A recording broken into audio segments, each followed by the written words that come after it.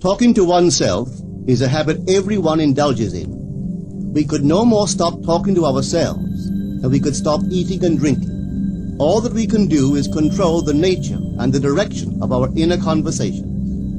Most of us are totally unaware of the fact that our inner conversations are the causes of the circumstances of our life. We are told that as a man thinketh in his heart, so is he. But do we know that man's thinking follows the tracks laid down in his own inner conversations? To turn the tracks to which he is tied in the direction in which he wants to go, he must put off his former conversation, which is called in the Bible the old man, and be renewed in the spirit of his mind. Speech is the image of mind. Therefore, to change his mind, he must first change his speech. By speech is meant those mental conversations we carry on with ourselves. The world is a magic circle of infinite possible mental transformations, for there are an infinite number of possible mental conversations. When man discovers the creative power of inner talking, he will realize his function and his mission in life. Then he can act to a purpose. Without such knowledge, he acts unconsciously. Everything is a manifestation of the mental conversations which go on in us without our being aware of them. But as civilized beings, we must become aware of them and act with a purpose. A man's mental conversations attracts his life. As long as there is no change in his inner talking, the personal history of the man remains the same. To attempt to change the world before we change our inner talking is the struggle against the very nature of things.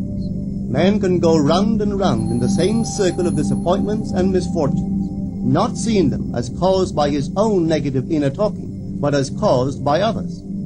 This may seem far-fetched, but it is a matter which lends itself to research and experiment. The formula the chemist illustrates is not more certainly provable than the formula of this science by which words are clothed in objective reality. One day a girl told me of her difficulties in working with her employer. She was convinced that he unjustly criticized and rejected her very best efforts. Upon hearing her story, I explained that if she thought him unfair, it was a sure sign that she herself was in need of a new conversation piece. There was no doubt that she was mentally arguing with her employer, for others only echo that which we whisper to them in secret. She confessed that she argued with him mentally all day long. When she realized what she had been doing, she agreed to change her inner conversations with her employer. She imagined that he had congratulated her on her fine work, and that she, in turn, had thanked him for his praise and kindness. To her great delight, she soon discovered that her own attitude was the cause of all that befell her. The behavior of her employer reversed itself. It echoed, as it had always done, her mental conversations with him. I rarely see a person alone without wondering to what conversation piece is he tied. On what mysterious track is he walking? We must begin to take life consciously, for the solution of all problems lies just in this. The second man, the Lord from heaven in all of us, is trying to become self-conscious in the body, that he may be about his Father's business. What are his labors? To imitate his Father, to become master of the Word, master of his inner talking, that he may mold this world of ours into a likeness with the kingdom of love. The prophet said, "Be ye imitators of God as dear children." How would I imitate God? Well, we are told that God calls things that are not seen as though they were seen, and the unseen become seen. This is the way the girl called forth praise and kindness from her employer. She carried on an imaginary conversation with her employer from the premise that he had praised her work, and he did. Our inner conversations represent in various ways the world we live in. Our individual worlds are self-revelations of our own inner speech.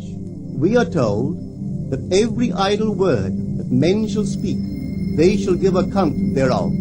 For by their words they shall be justified, and by their words they shall be condemned. We abandon ourselves to negative inner talking, yet expect to retain command of life. Our present mental conversations do not recede into the past as man believes, They advanced into the future to confront us as wasted or invested words. My word, said the prophet, shall not return unto me void, but it shall accomplish that which I please, and it shall prosper in all the things whereto I sent it. How would I send my word to help a friend? I would imagine that I am hearing his voice, that he is physically present, that my hand is on him. I would then congratulate him on his good fortune, tell him that I have never seen him look better. I would listen as though I heard him. I would imagine that he is telling me he has never felt better, he has never been happier. And I would know that in this loving, knowing communion with another, a communion populous with loving thoughts and feelings, that my word was sent, and it shall not return unto me void, but it shall prosper in the thing whereto I sent it. Now is the accepted time. Now is the day of salvation. It is only what is done now that counts, even though its effects may not be visible until tomorrow. We call not aloud, but by an inner effort of intense attention. To listen attentively, as though you heard, is to create. The events and relationships of life are your word made visible. Most of us rob others of their willingness and their ability to be kind and generous by our fixed attitudes towards them. Our attitudes unfold within us in the form of mental conversations. Inner talking from premises of fulfilled desire is the way to consciously create circumstances. Our inner conversations are perpetually outpictured all around us in happiness. Therefore, what we desire to see and hear without, we must see and hear within, for the whole manifested world goes to show us what use we have made of the word. If you practice this art of controlled inner speaking, you too will know what a thrill it is to be able to say, and now I have told you before it come to pass, that when it is come to pass, ye might believe. You will be able to consciously use your imagination to transform and channel the immense creative energies of your inner speech from the mental, emotional level to the physical level. And I do not know what limits, if any, there are to such a process. What is your aim? Does your inner talking match it? It must, you know. If you would realize your aim, for as the prophet asked, can two walk together except they be agreed? And of course the answer is no, they cannot. The two who must agree are your inner conversation and the state desired. That is, what you desire to see and hear without, you must see and hear within. Every stage of man's progress is made by the conscious exercise of his imagination, matching his inner speech to his fulfilled desire. As we control our inner talking, matching it to our fulfilled desires, we can lay aside all other processes. Then we simply act by clear imagination and intention. We imagine the wish fulfilled and carry on mental conversations from that premise. The right inner speech is the speech that would be yours were you to realize your ideal. In other words, it is the speech of fulfilled desire. Now you will understand how wise the ancient was when he told us in the Hermetica. There are two gifts which God has bestowed upon man alone and on no other mortal creature. These two are mind and speech, and the gift of mind and speech is equivalent to that of immortality. If a man uses these two gifts rightly, he will differ in nothing from the immortals. And when he quits his body, mind and speech will be his guides, and by them he will be brought into the troop of the gods and the souls that have attained to bliss. With the gift of mind and speech, you create the conditions and circumstances of life. In the beginning was the Word, and the Word was with God, and the Word was God. The Word, said Hermes, is Son, and mind is Father of the Word. They are not separate one from the other, for life is the union of word and mind. You and your inner talking or word are one. If your mind is one with your inner conversation, then to be transformed in mind is to be transformed in conversation. It was a flash of the deepest insight that taught Paul to write, "Put off the former conversation, the old man, which is corrupt, and be renewed in the spirit of your mind. Put on the new man." Put on the new man and be renewed in the spirit of your mind is to change your inner conversation, for speech and mind are one. A change of speech is a change of mind. The prophet Samuel said, "The Lord spake by me, and his word was in my tongue." If the Lord's word was in the prophet's tongue, then the Lord's mouth that uttered the word must be the prophet's mind. For inner conversations originate in the mind and produce little tiny speech movements in the tongue. The prophet is telling us that the mouth of God is the mind of man, that our inner conversations are the word of God, creating life about us as we create it within ourselves. In the Bible you are told that the word is very near to you, in your mouth and in your heart, that you may do it. See, I have set before you this day life and good, death and evil, blessings and cursings. Choose life. The conditions and circumstances of life are not created by some power external to yourself. They are the conditions which result from the exercise of your freedom of choice, your freedom to choose the ideas to which you will respond. Now is the accepted time. This is the day of salvation. Whatsoever things are of good report, think on these things. For your future will be formed by the word of God, which is your present inner talking. You create your future by your inner conversations. The worlds were framed by the word of God, that is your inner talking. See yonder fields? The sesamum was sesamum, the corn was corn, the silence and the darkness knew. So is a man's fate born. For ends run true to origins. If you would reap success, you must plant success. The idea in your mind which starts the whole process going is the idea which you accept as true. This is a very important point to grasp, for truth depends upon the intensity of imagination, not upon facts. When the girl imagined that her employer was unfair, his behavior confirmed her imagination. When she changed her assumption of him, his behavior reflected the change, proving that an assumption, though false, if persisted in, will harden into fact. The mind always behaves according to the assumption with which it starts. Therefore, to experience success, we must assume that we are successful. We must live wholly on the level of the imagination itself, and it must be consciously and deliberately undertaken. It does not matter if, at the present moment, external facts deny the truth of your assumption. If you persist in your assumption, it will become a fact. Signs follow, they do not precede. To assume a new concept of yourself is to that extent to change your inner talking or word of God, and is therefore putting on the new man.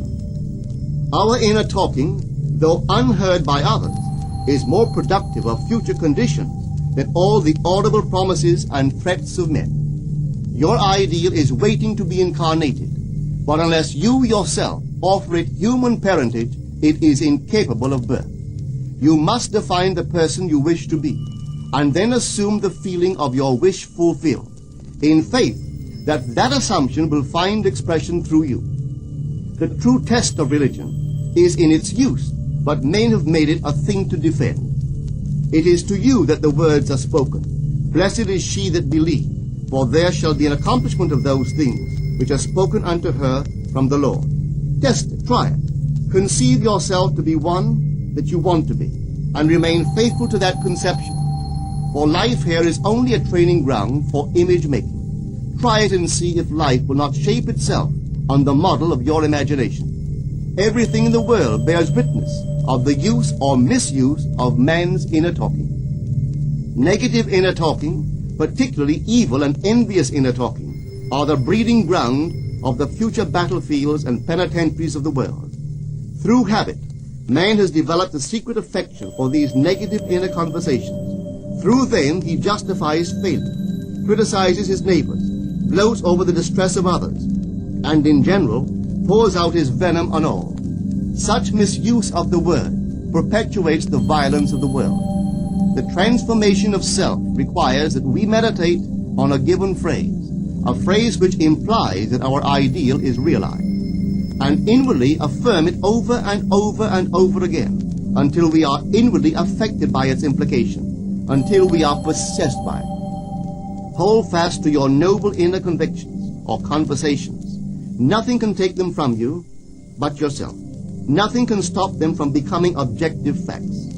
All things are generated out of your imagination by the Word of God, which is your own inner conversation. And every imagination reaps its own words, which it has inwardly spoken. The great secret of success is a controlled inner conversation from premises of fulfilled desire. The only price you pay for success is the giving up of your former conversation, which belongs to the old man, the unsuccessful man. The time is ripe for many of us to take conscious charge in creating heaven on earth. To consciously and voluntarily use our imagination to inwardly hear and say only that which is in harmony with our ideal is actively bringing heaven to earth. Every time we exercise our imagination lovingly on behalf of another, we are literally mediating God to that one. Always use your imagination masterfully, as a participant, not an onlooker. In using your imagination to transform energy from the mental, emotional level to the physical level, extend your senses. Look and imagine that you are seeing what you want to see, that you are hearing what you want to hear, and touching what you want to touch. Become intensely aware of doing so. Give your imaginary state all the tones and feeling of reality. Keep on doing so until you arouse within yourself the mood of accomplishment and the feeling of relief. This is the active, voluntary use of the imagination, as distinguished from the passive, involuntary acceptance of appearances. It is by this active, voluntary use of the imagination that the second man, the Lord from heaven, is awakened in man. Men call imagination a plaything, the dream faculty, but actually it is the very gateway of reality. Imagination is the way to the state desired. It is the truth of the state desired, and the life of that state desired. Could you realize this fully, then would you know that what you do in your imagination is the only important thing. Within the circle of our imagination, the whole drama of life is being enacted over and over again. Through the bold and active use of the imagination, we can stretch out our hand and touch a friend 10,000 miles away and bring health and wealth to the parched lips of his being. It is the way to everything in the world. How else could we function beyond our fleshly limitations? But imagination demands of us a fuller living of our dreams in the present. Through the portals of the present, the whole of time must pass. Imagine elsewhere as here, and then as now. Try it and see. You can always tell if you've succeeded in making the future dream a present fact by observing your inner talking. If you are inwardly saying what you would audibly say, were you physically present and physically moving about in that place, then you have succeeded. And you could prophesy from these inner conversations and from the moods which they awaken within you what your future will be. For one power alone makes a prophet, imagination, the divine vision. All that we meet is our word made visible, and what we do not now comprehend is related by affinity to the unrecognized forces of our own inner conversations and the moods which they arouse within us. If we do not like what is happening to us, it is a sure sign that we are in need of a change of mental diet. For man, we are told, lives not by bread alone, but by every word that proceeds from the mouth of God. And having discovered the mouth of God to be the mind of man, a mind which lives on words or inner talking, we should feed into our minds only loving, noble thoughts. For with words or inner talking, we build our world.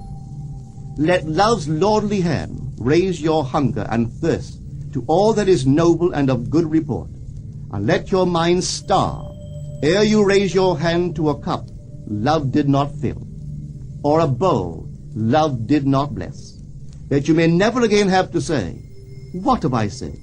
What have I done?"